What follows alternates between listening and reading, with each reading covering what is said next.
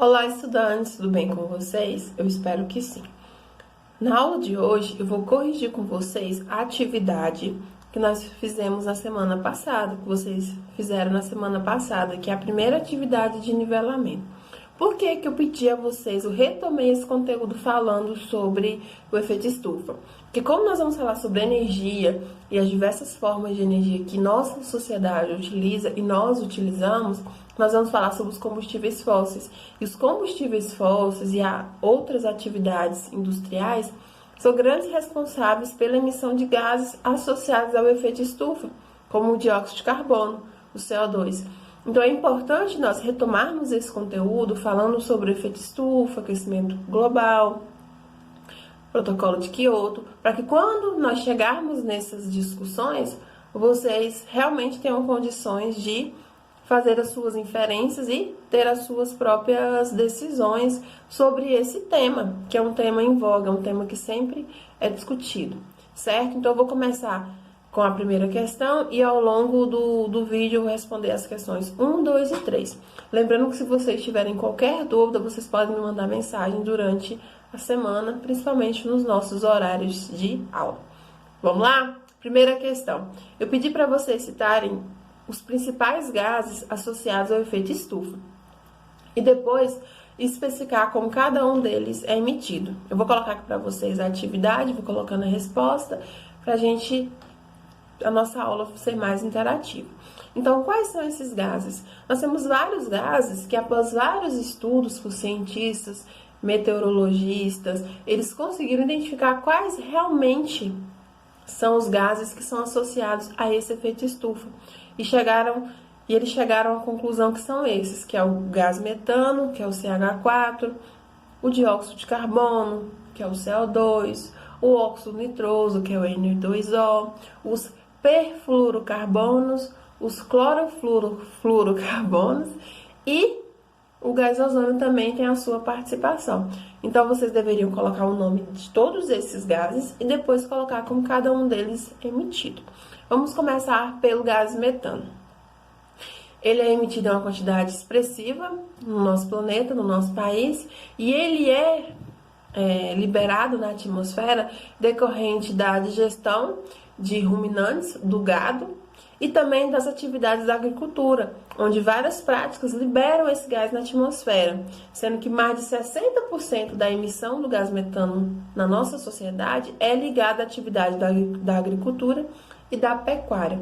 Uma outra forma desse gás ser liberado é a partir da decomposição de matéria orgânica, restos de alimentos, animais mortos e outras matérias orgânicas que são decompostas em aterros sanitários em lixões. Então, também é uma forma desse gás metano ser liberado. São as duas principais formas que nós temos. Temos outras, mas são as duas principais. O dióxido de carbono, que é um dos mais falados em relação ao efeito estufa, ele pode ser liberado de diversas formas. Até pelo nosso ato de respirar, nós podemos liberar esse gás, onde nós liberamos o CO2 e absorvemos o oxigênio. Mas quando a gente fala de efeito estufa, as duas principais formas que são atividades humanas que liberam esse gás é a queima de combustíveis fósseis, ou seja, quando a gente usa um combustível fóssil, nós estamos liberando uma quantidade muito grande de dióxido de carbono, e também o desmatamento, que é uma forma de liberar mais ainda dióxido de carbono. Depois nós temos o óxido nitroso, que é o N2O. Como ele é liberado? Olha só, pela agricultura, pela indústria e também pelos combustíveis fósseis, que pode liberar sim esse composto, pela queima da biomassa, pelo esgoto e também pela agricultura.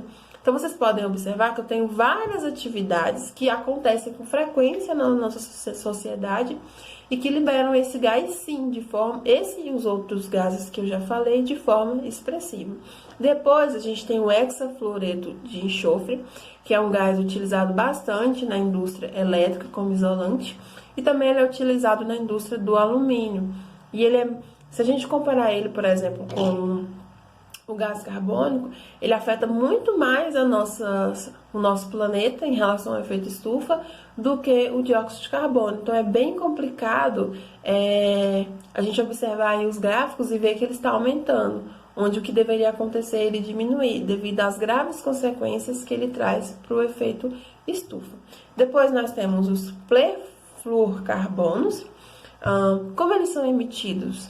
Eles são obtidos através de alguns produtos que nós utilizamos que tem ele na sua composição, como gases e refrigerantes, solventes, propulsores e espumas e aerossóis, e ele é bem mais forte do que o dióxido de carbono. Então, mesmo que às vezes ele seja emitido em uma menor concentração, o estrago que ele faz, a forma como ele influencia o efeito estufa é bem mais expressivo do que o dióxido de carbono. Depois nós temos os clorofluorcarbonos, que a gente chama de CFCs, que tem o cloro na sua composição e o carbono. Ele é emitido pelo uso também de vários produtos, como sprays, aerossóis, geladeiras, aparelhos de ar-condicionado, equipamentos contra incêndio e solventes. Então, todos esses produtos, vários esforços têm sido feitos para que sejam substituídos, sem perder a qualidade, mas não utilizando mais esse tipo de composto químico, devido ao efeito que ele causa em relação ao efeito estufa. E por último, nós temos o gás ozônio, que é o O3. Esse gás ele é extremamente importante na estratosfera, porque ele forma aquela camada que protege o nosso planeta, que é a camada de ozônio. Protege o nosso planeta contra os raios ultravioletas, porque se ela não existisse, dificilmente existiria vida na Terra. Mas na superfície do planeta, ele contribui sim com o efeito estufa. Então, ele precisa existir no nosso planeta, mas sempre em quantidades adequadas, porque na superfície do nosso planeta, se ele começa a ser registrado em concentrações muito altas, assim como os outros, ele também vai contribuir para esse agravamento, para essa intensificação do efeito estufa, que vai acarretar no aquecimento global que a gente tanto fala.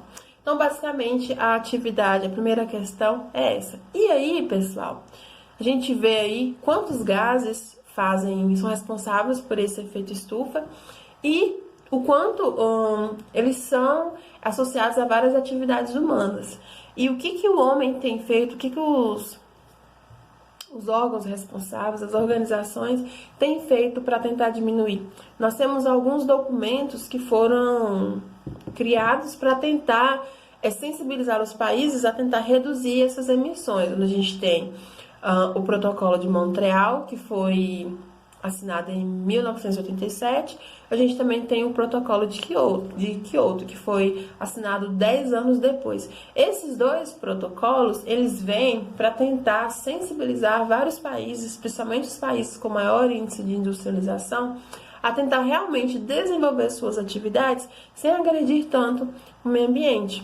Então, o Protocolo de Montreal, ele veio aí para tentar diminuir a emissão dos gases que vão afetar a camada de ozônio, e o Protocolo de Kyoto, os gases que são associados ao efeito estufa.